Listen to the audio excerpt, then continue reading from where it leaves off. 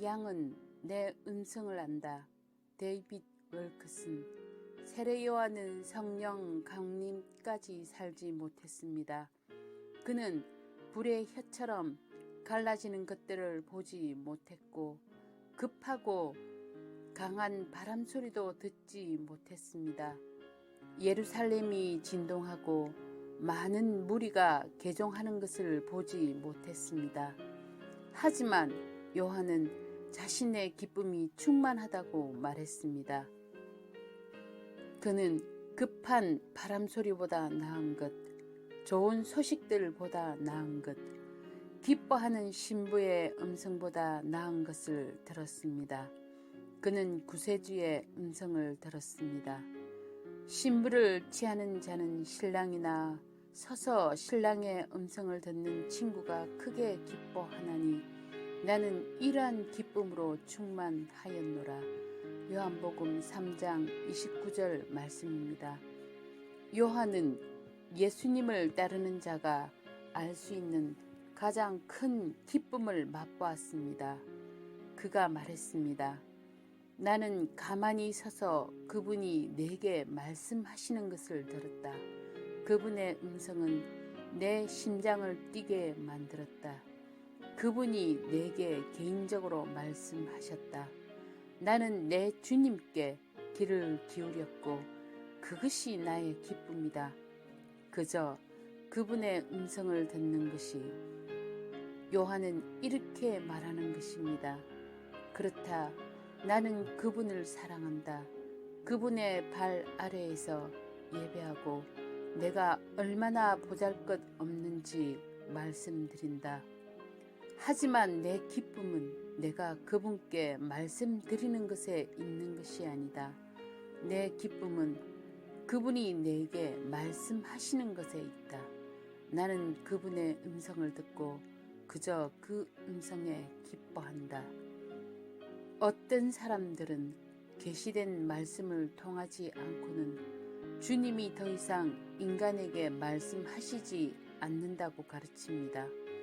그들은 오늘날 세미한 음성을 통하여 사람들이 지시를 받고 복을 받을 수 있다는 것을 믿지 못합니다. 예수님은 말씀하셨습니다. 내 양은 내 음성을 안다. 내가 부를 때 그들은 듣고 타인이 부르면 듣지 않는다. 오늘날 우리는 모든 오남용을 두려워합니다.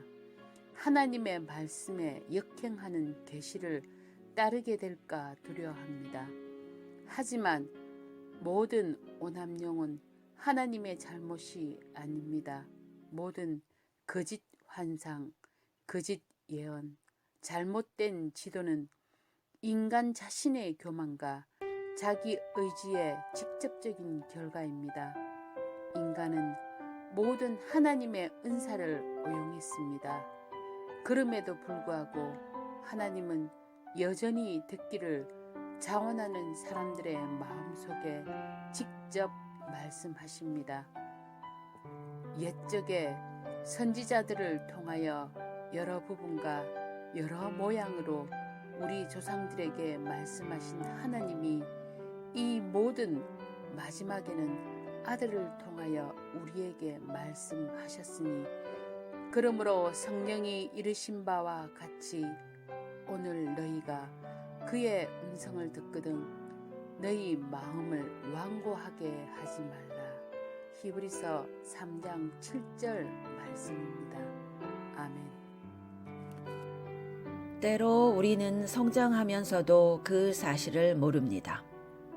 데이빗 윌커슨. 어떤 신자들은 자신들의 영적 성장에 대해서 모든 것을 말할 수 있습니다. 그리고 그들 삶에서 확실한 변화를 볼 수 있습니다. 그들은 어떻게 성령께서 그들을 위해 원수를 물리치셨는지 당신에게 간증하고 당신은 그들과 함께 그들의 승리를 기뻐합니다. 하지만 이러한 유형의 크리스천들은 예외적인 경우입니다. 대부분의 신자들은 사는 동안 영적인 진전에 대해 전혀 아무것도 알지 못합니다. 그들은 기도하고 성경을 읽고 전심으로 주님을 구합니다. 그들 안에 영적 성장을 저해하는 요소가 없습니다. 그러나 그들은 자신들 안에 어떤 성장이 있는지 인식하지 못합니다. 나는 이런 신자 유형의 한 예입니다.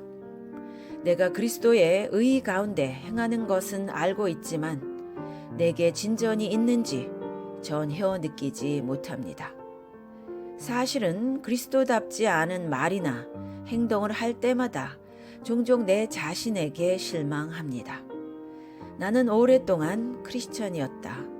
언제쯤 배우게 될까 하고 궁금해합니다. 데살로니가 크리스천들이 자신들에게 대한 바울의 빛나는 평가를 들었을 때 매우 놀랐으리라고 나는 생각합니다. 형제들아, 우리가 너희를 위하여 항상 하나님께 감사할지니 이것이 당연함은 너희의 믿음이 더욱 자라고 너희가 다 각기 서로 사랑함이 풍성함이니. 그들 데살로니가 교인들은 아마 이렇게 생각했을 것입니다. 저희가 지극히 잘 성장하고 있다고요? 바울 사도가 농담하시는군요. 하지만 바울은 영적 성장이 은밀하고 감추어진 것임을 알았습니다. 성경은 그것을 꽃이나 나무가 눈에 보이지 않게 자라는 것에 비유합니다. 내가 이스라엘에게 이슬과 같으리니 그가 백합화 같이 피겠고 레바논 백향목 같이 뿌리가 박힐 것이라. 그의 가지는 퍼지며 그의 아름다움은 감람나무와 같고 그의 향기는 레바논 백향목 같으리니. 하나님은 우리에게 말씀하십니다. 백합화에 가거라. 그들이 자라는 것을 보려고 애써 보아라. 하루 해가 질 때까지 아무것도 못 볼 것이다. 그렇지만 이것을 알아두어라.